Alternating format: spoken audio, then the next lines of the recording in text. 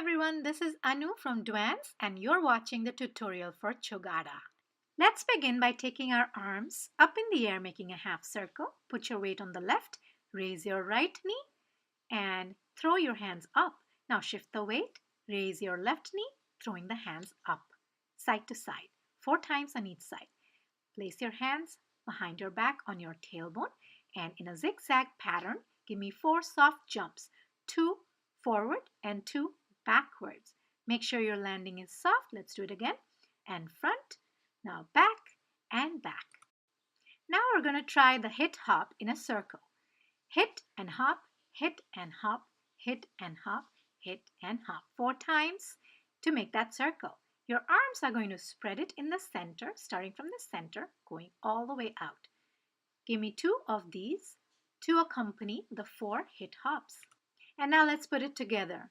Jump forward and forward, backward and backward. Now give me a hit, hop with the hands. Hit, hop 4 times in a round, back to your original position. Good job.